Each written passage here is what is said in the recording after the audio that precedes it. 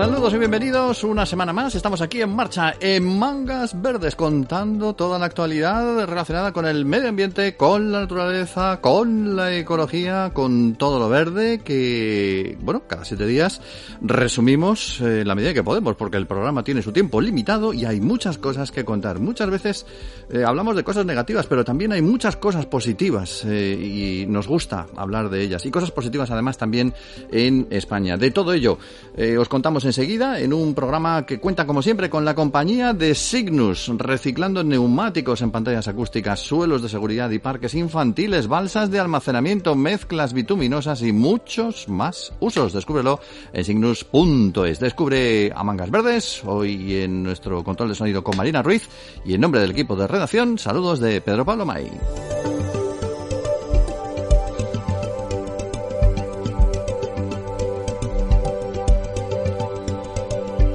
Y como queremos empezar en positivo, hoy vamos a empezar este programa hablando de premios y de premiados. Queremos conocer los proyectos ganadores del programa Puebla, organizados por Corteva AgriScience y ALAS, la Alianza por una Agricultura Sostenible. Una iniciativa que durante su convocatoria recibió más de 35 candidaturas, todas orientadas a fomentar el futuro del sector. No hablamos solo de agricultura ecológica, hablamos también de repoblar y de dar precisamente ese mañana a tantas zonas de España que se han quedado en los últimos años sin población por la migración hacia las ciudades. La responsable del proyecto en AgriScience es Elena Catalín, la tenemos ya con nosotros en el programa. Saludos, Elena, buenas tardes. Hola, buenas tardes, Pedro Pablo. ¿La participación que habéis tenido estaba dentro de lo esperado? ¿Teníais idea de recibir todos estos proyectos, más, menos? Pues la verdad es que estamos muy contentos porque era la primera edición y no sabíamos muy bien cómo iba a reaccionar la gente. Pero al final te piden que mandes un proyecto y yo me imagino que siendo la primera vez pues te causa un poco de no saber si eres el adecuado, ¿no? Entonces estamos contentísimos con esas 35 candidaturas porque creo que es un buen número. Incluso para decidir los ganadores ha sido un reto para nosotros porque eran proyectos buenísimos todos. Sí.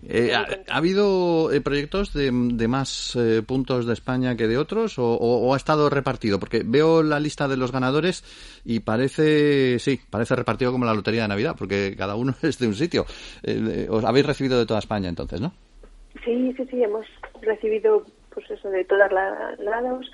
Como además teníamos la propuesta de que fueran localidades pequeñas, de pocos habitantes, pues ha estado bastante centrado en Castilla-La Mancha, Andalucía, Castilla y León, pero al final hemos recibido de Canarias, de todos los sitios.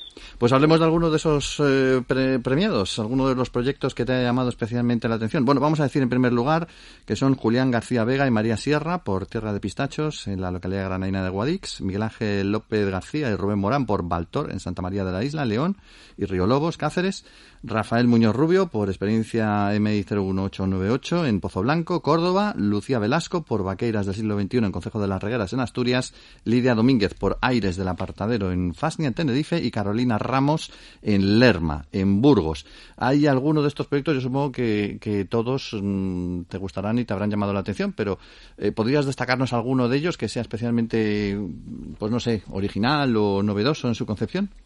Bueno, yo la verdad es que estoy muy contenta porque, como ves, son muy, muy diversos. Todos tienen una parte muy bonita y además la parte bonita de que muchos de ellos es gente que decidió quedarse en el pueblo, incluso volver.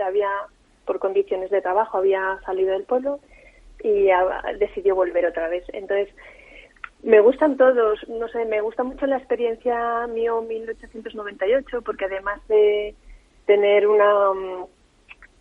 quedarse en el pueblo y volver a sus orígenes familiares, Rafael además decidió que una variedad que se estaba perdiendo de cerdo ibérico recuperarla. Entonces unía varias cosas, ¿no? Entonces me gustó mucho. Y por otro lado, bueno, es que son todos muy bonitos. Baltor me encanta porque es la experiencia de dos pilotos profesionales que deciden utilizar sus conocimientos de la aeronáutica para aplicarlos en el campo. Esto es una experiencia súper tecnológica y muy, muy novedosa.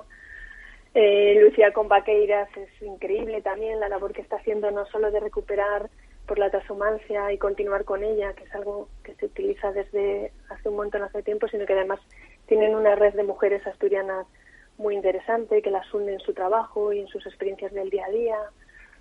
Aires del Apartadero también es muy chula, porque, no sé, todas tienen una parte, la verdad, que muy, muy bonita, porque la parte de Lidia en Tenerife, pues crear una explotación que no estaba muy extendida allí, como son los frutos rojos, y crear todo una experiencia que puedas incluso ir a visitar cómo se cultiva. Está también hablando con otros compañeros de la zona para crear productos entre varios productores. Bueno, la verdad es que muy interesante. Y los dos que me quedan, que son Tierra de Pistachos y Carolina en Lerma, pues también es que son proyectos bonitos, ¿no? Carolina decidió quedarse con la explotación familiar, que muchas veces para las mujeres tampoco es fácil, intentar aplicar sus conocimientos de agrónomos para hacer una agricultura más sostenible. Y Tierra de Pistachos también con sus nuevas variedades o intentar adaptar las variedades a las zonas es realmente interesante. Así que la verdad es que me cuesta mucho decidirlo. Soy como las madres, no puedo decidirme por uno de los proyectos. Bueno, todos ellos y también los que no han ganado, es importante destacar que 2/3 de la población activa de la agricultura española ahora mismo es un porcentaje de personas de más de 50 años y que, bueno, pues en los próximos 10 pues van a empezar a jubilarse 6 de cada 10 personas. Así que un proyecto de este tipo como el que habéis puesto en marcha ayuda a que los jóvenes también echen raíces y efectivamente que no dejen algo tan importante como es la comida, porque hoy estamos pegados al móvil, pero el móvil puede desaparecer y no pasa nada, pero como nos quedemos sin agricultura vamos a comer lo que yo te diga, ¿no? Sí, los móviles se comen mal. Sí. Bueno, ¿los premios en qué consistían para ellos? 2 o 3. O sea, primero había un premio económico, que son 7.500 euros para cada uno, que es un buen empujón para sus actividades. Bueno, ya sabemos que es importante la parte económica y sobre todo cuando empiezas proyectos nuevos, creo que todo está bien. Y luego tenían un premio de visualización y con cada uno de ellos vamos a realizar unos programas para que se visualice lo que están haciendo, darles publicidad a sus negocios y que puedan ser más visibles. Y luego además creo que se les está dando también una visibilidad a los jóvenes en general, que creo que eso afecta a los ganadores y al resto, para que la sociedad en general entienda lo importante que es la agricultura y que la gente vuelva a estar en los pueblos. Que es verdad que en ciudades grandes se vive bien, pero también dan muchos problemas, ¿no? El problema de la despoblación no solo lo tienen los pueblos que se quedan despoblados, sino las grandes ciudades que se quedan superpobladas y que también tampoco es bueno ni fácil de manejar, ¿no? Exacto. ¿La continuidad del programa está asegurada, por lo menos para el año que viene?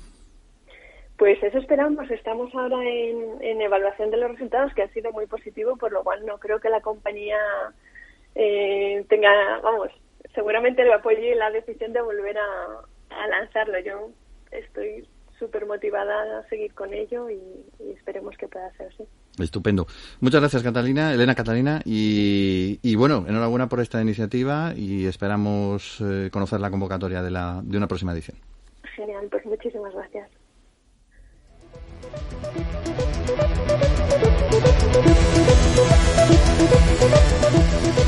Mangas Verdes, en marcha.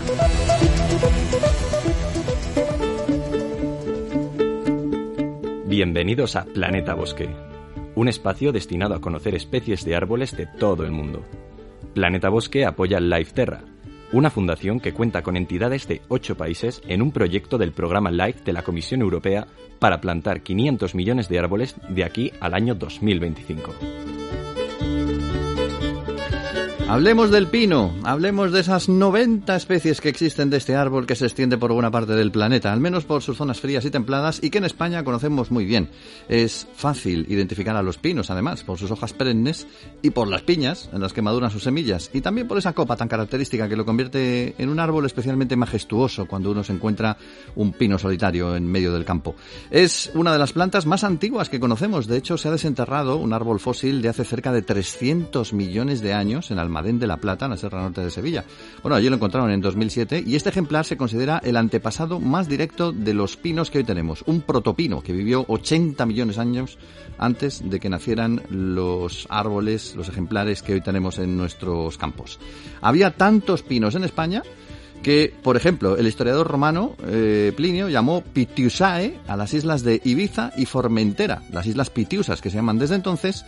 Y dices, bueno, ¿por qué se llamaban las Pitiusas? Pues se llaman por eso, por el gran número de pinos que ya había allí en aquella época. Pino viene del latín pinus, y pinus, a su vez, viene del griego pitus, de donde lo de las Pitiusas.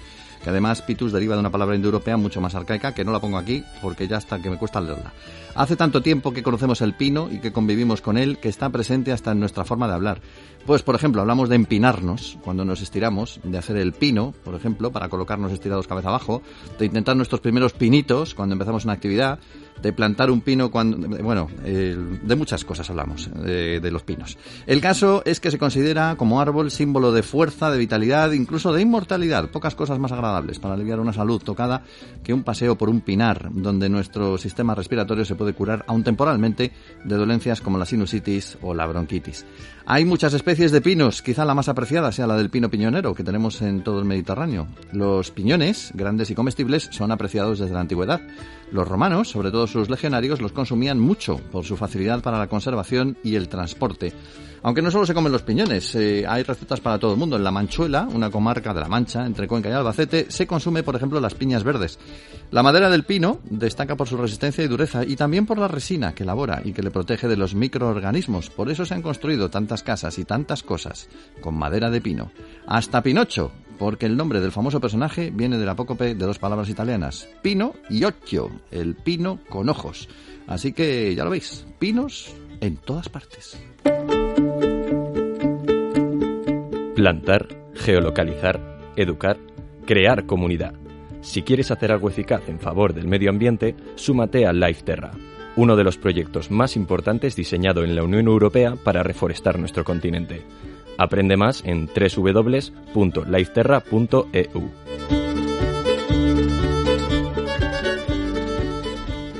Bueno, el próximo domingo 24 conmemoramos el Día Internacional contra el Cambio Climático, una fecha que sirve como aperitivo para la gran cita medioambiental del año, la Conferencia de la ONU sobre Cambio Climático de 2021, que se va a celebrar en principio del 1 al 12 de noviembre. Digo en principio porque luego siempre se alarga algunos días. Una cumbre en la que F. Verde estará presente, llega con un año de retraso debido al tristemente famoso bichito coronado, que ya conocemos todos y que paralizó medio mundo. Y llega con bastantes expectativas, también con ganas. Después de la COP25 de Madrid le toca el turno a la COP26 en Glasgow, en Escocia. Vamos a hablar de cambio climático, vamos a hablar también de esa cumbre con Mar Gómez, que es doctora en físicas, meteoróloga de eltiempo.es y que la tenemos también hoy en el programa. Mar, buenas tardes. ¿Qué tal? Buenas tardes.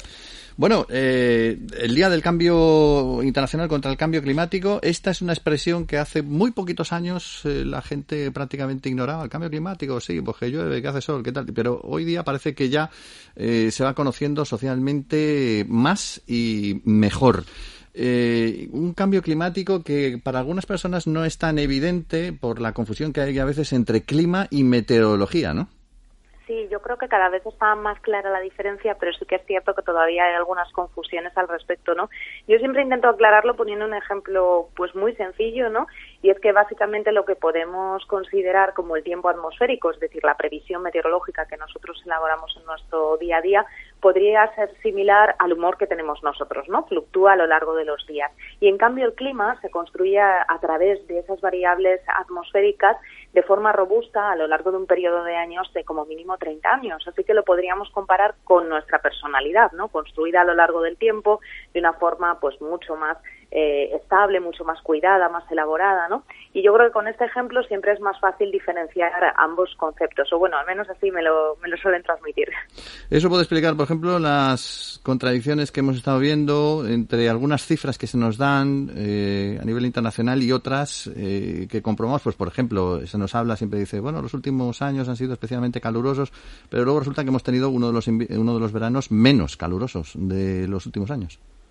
Bueno, una cosa no tiene que ver con la otra, principalmente por esas diferencias, ¿no?, entre ciertas situaciones meteorológicas y las características climáticas, ¿no? Lo que sí tenemos que tener claro es que la temperatura de nuestro planeta está aumentando, lo está haciendo de forma global, y esto tiene una serie de impactos. Tiene impactos en aumentos de olas de calor, aumento de frecuencia de incendios y aumento de fenómenos meteorológicos extremos. Aquí, dentro de esos fenómenos meteorológicos extremos, pues nos entran los cambios de precipitación, por ejemplo. Podemos tener inundaciones en algunas regiones y sequías en otras. podemos tener unos veranos excesivamente cálidos, pero no descartamos también que se produzcan eventos asociados al frío, ¿no? Mucha gente preguntaba este año, cuando hemos tenido a Filomena, ¿no?, si esto se podía vincular directamente con el cambio climático. Necesitamos un estudio de atribución para poder vincularlo de forma directa, pero lo que sí sabemos es que los eventos extremos se pueden acentuar. ¿Por qué? Porque esos aumentos de temperatura producen cambios en la circulación atmosférica, y esos cambios en la circulación atmosférica pueden alterar los patrones de circulación, pues de las borrascas, de los anticiclones, de las olas de calor, de las olas de frío, y esto al final pues puede desembocar en este tipo de eventos. No digo que este caso esté vinculado de forma directa, pero no es descartable que se puedan atribuir en el futuro pues todo tipo de fenómenos meteorológicos extremos al calentamiento global. O sea, ¿que podemos esperar otra Filomena este año o no? Bueno, eso no lo podemos saber, es imposible ahora mismo.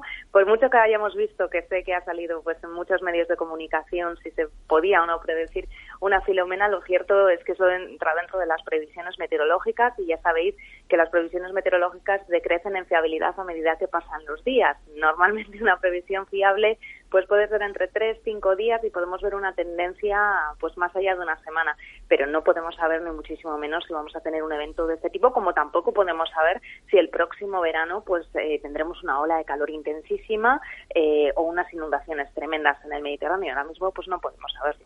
Este otoño de momento poca lluvia, aparte más allá de las inundaciones casi iba a decir habituales en la zona de Levante, poca lluvia hemos visto hasta el momento. Sí, la verdad es que este mes de octubre está siendo especialmente seco y con unas temperaturas bastante por encima de lo habitual, no solo en España, también en muchos países europeos las temperaturas están por encima de la media. Sí es cierto que se van a ir regularizando, pero al menos en cuestión de precipitaciones no vemos lluvias importantes en las próximas semanas. Como digo, bueno, la previsión meteorológica es algo que hay que seguir semana a semana porque puede ir cambiando, pero de momento la tendencia es a tener estabilidad, tiempo anticiclónico, seco, y bueno, pues lo que estamos viendo en estas semanas.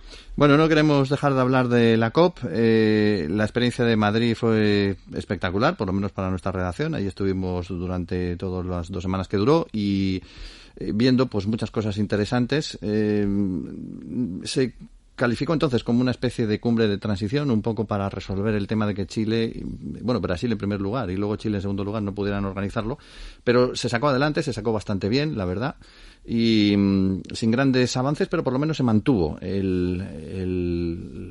las reuniones, los trabajos de todo lo relacionado con este tema.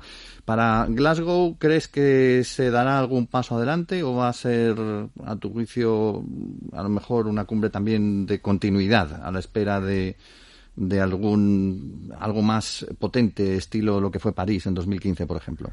Bueno, pues nosotros, desde luego los científicos, sí que esperamos que se dé algún paso. Habrá que ver cómo termina la cumbre, pero sí que es cierto que esta COP pretende mostrar pues la urgencia y las oportunidades de avanzar hacia una economía neutra en carbono. Es cierto que entre todo lo que se pretende lograr, pues es esa neutralidad de carbono y esa limitación a 1.5 grados de aumento de temperatura a mediados de siglo, y para ello los países pues van a tener que acelerar la eliminación gradual del carbón, reducir la deforestación, acelerar el cambio a vehículos eléctricos, fomentar la inversión sobre todo en las energías renovables, y también van a tener que adaptarse para proteger comunidades y los hábitats naturales. Hay que proteger y restaurar muchos ecosistemas, y además hay que crear sistemas de alerta e infraestructuras pues para evitar la pérdida de hogares, medios de vida o incluso vidas que pueden ir asociadas con ciertos fenómenos que se pueden producir. Y por supuesto pues deben movilizar la financiación para cumplir con esos primeros objetivos que he mencionado. Los países más desarrollados deben cumplir su promesa y movilizar una cantidad sustancial de dinero en financiación climática para los próximos años. Así que veremos si finalmente se llegan a esos acuerdos y poquito a poco pues se van implementando todas esas mejoras, porque la verdad es que no hay demasiado tiempo. Ya estamos notando muchos de esos efectos del cambio climático y los próximos años pues veremos muchos más. Hablabas hace un momento de los coches eléctricos, pero como se ha puesto el tema de la luz, no sé, me parece que muchas personas que estaban pensando comprar un coche eléctrico se lo están repensando ahora mismo. Bueno, normal. Lo ideal en estos casos es siempre utilizar el transporte público y las medidas más sostenibles que tenemos a nuestro alcance, ¿no? Si podemos ir caminando a algún lugar, hagámoslo. Si podemos ir en bicicleta, hagámoslo. Y si podemos ir en transporte público, pues muchísimo mejor que utilizar cualquier vehículo. Hablemos también de, a tu juicio, ¿cuál va a ser el aspecto más complejo que tendrán que afrontar los delegados? ¿Lo del carbono? ¿El tema de los mercados de carbono? Porque eso llevamos no sé cuántos COPs arrastrándolo también. ¿O crees que hay otro tema que sea más duro ahora mismo, que tengan ahora mismo en perspectiva? Al final los países más contaminantes no son realmente los que tienen que hacer un compromiso mucho más fuerte para poder limitar ese aumento de temperatura, porque al final pues esas emisiones de carbono pues son realmente las que están incrementando la temperatura y necesitamos ese compromiso por su parte. Así que pues deben comprometerse y deben fijar todos esos esfuerzos para poder llegar a los objetivos que tenemos para mediados de siglo. Bueno, veremos entonces qué da de sí esa cumbre. La tenemos ahí a la vuelta de la esquina. Iremos contando los resultados o los no resultados que nos puedan ofrecer. Esperamos contar mejor los resultados. Gracias, Mar, por habernos acompañado hoy también. Gracias. Desde que mis hijos juegan en el parque infantil con suelo de seguridad, cuando se caen ya no se hacen daño como antes. ¿Sabes que gracias a la labor de reciclado de los neumáticos fuera de uso que hace Signus, se construyen áreas de juego infantiles más seguras y llamativas? Signus, dando valor al neumático fuera de uso. Síguenos en redes sociales. Viajando con Renatur Watt. 1 minuto, un humedal.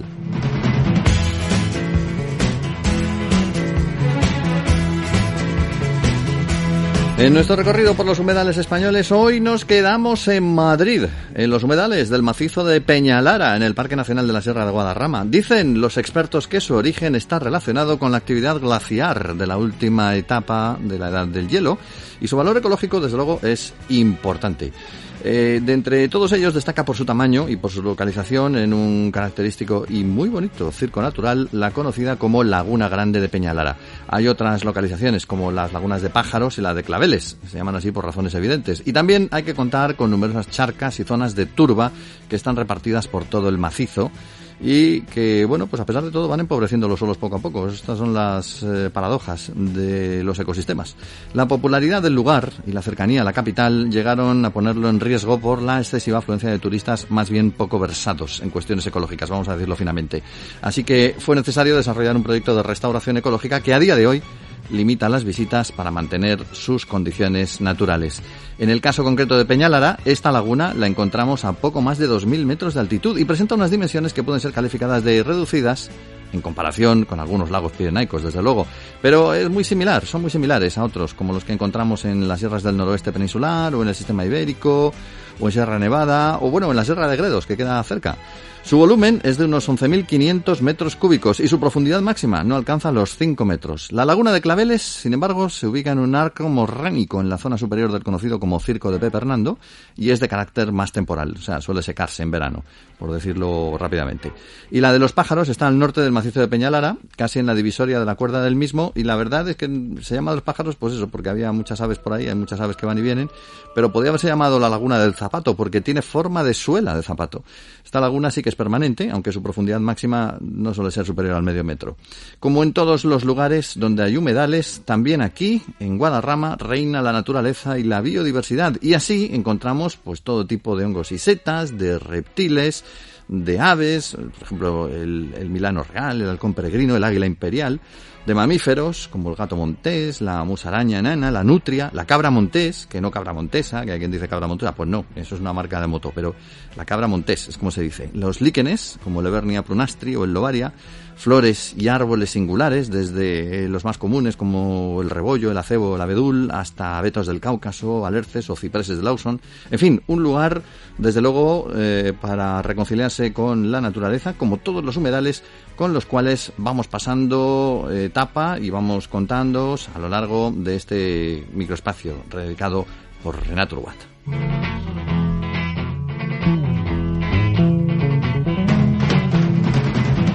Life Renatur Watt es un proyecto europeo destinado a mejorar la calidad ambiental de las aguas mediante el uso conjunto de humedales artificiales y fangos deshidratados procedentes de potabilizadoras de aguas, coordinado por la Universidad Politécnica de Valencia con socios españoles y portugueses.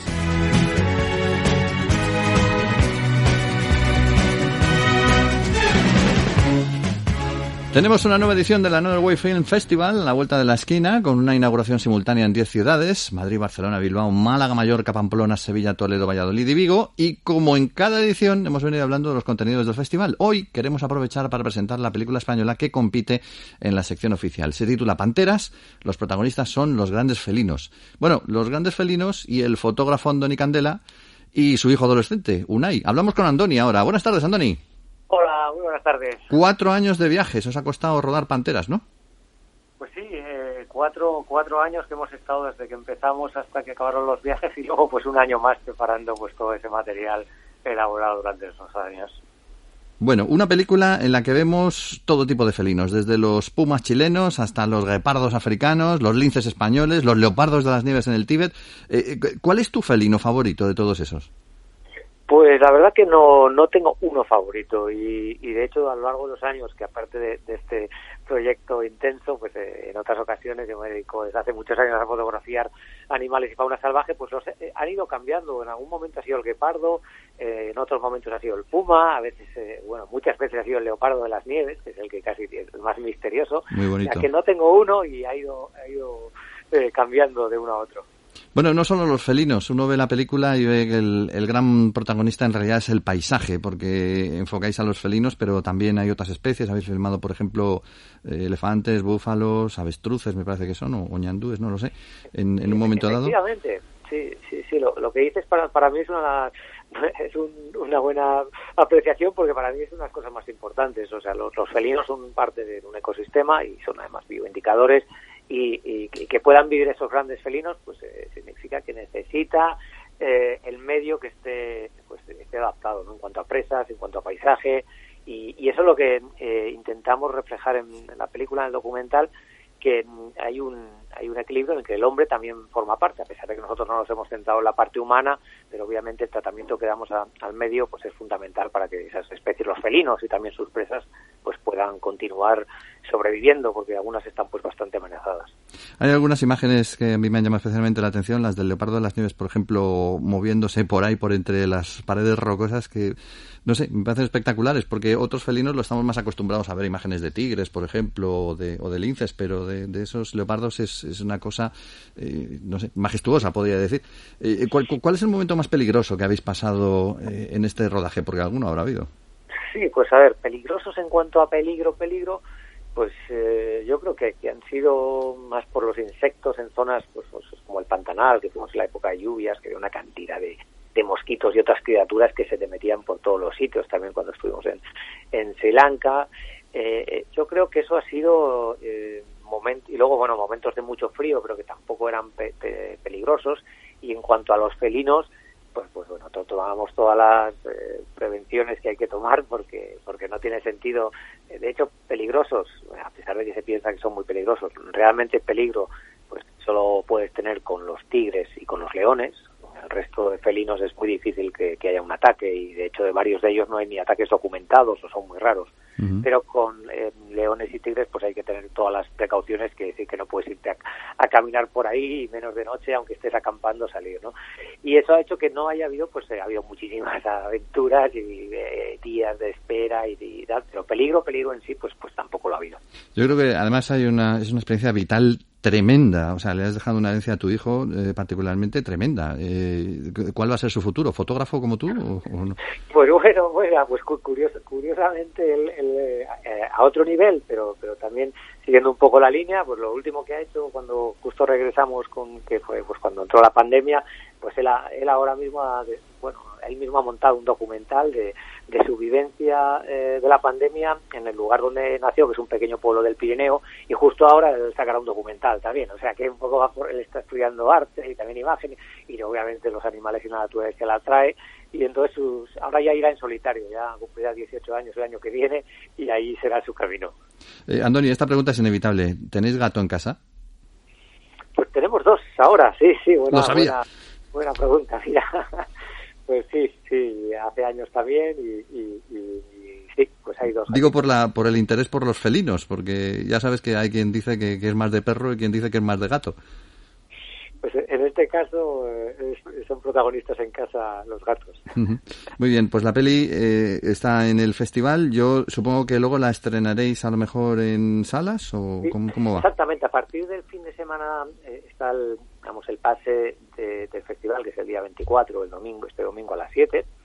Y después, a partir del día 5 de noviembre, ya está el estreno en cines, y entonces pues estará pues por toda España en un montón de cines, y en Madrid pues continuará también a partir del 5, y bueno, también habrá pues en la página web de panteras.org, pues ahí estará el calendario, y bueno, de hecho se podrá ver en toda España, si hay interés en verlo, pues a ir a la película a los cines de la localidad que sea. Estupendo, pues os deseo que tengáis mucha suerte en el festival y sobre todo con el público, que yo creo la va a disfrutar. Gracias por haber estado con nosotros. Pues muchas gracias a vosotros, un abrazo.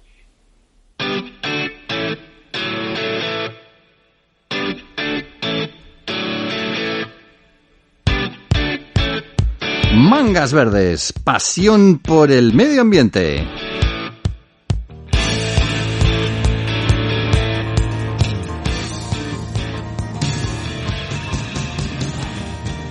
It's knowing that your door is always open and your path is free to walk. Aún nos queda una semanita para terminar el mes de octubre, pero ahí vamos, recortando poco a poco, bueno, una semanita, 10 días, recortando poco a poco el mes, y de la misma manera que a medida que avanza la primavera vamos sintiendo la llegada del calorcillo, a medida que el otoño va para adelante lo que sentimos es el fresquillo, claro, lo advierte nuestro refranero celtibérico. Ojo, cuando octubre llega a su fin, los pájaros de invierno llegan aquí. Esta sentencia nos habla de migraciones de aves, pero también de la llegada ya cercana de la época más fría del año. Son refranes como este, seguro, en los que se inspiró el amigo George Raymond Richard, más conocido por su apellido de Martin, George Martin, y su saga de Canción de Hielo y Fuego, cuando decía aquello de "Winter is coming", que viene el invierno, que viene el invierno, Bueno, pues el invierno viene, nosotros nos vamos. Mangas Verdes está en marcha gracias a Cygnus, utilizando materiales reciclados del neumático en lugar de recursos naturales. Descúbrelo en cygnus.es. Hoy hemos tenido la realización técnica de Marina Ruiz, y en nombre de todo el equipo de la plataforma medioambiental de la agencia EFE, de FEVerde, os habló Pedro Palomay. Feliz y verde otoño, que estamos en eso. That you're moving on the back roads by the rivers of my memory, and for hours you're just gentle on my mind.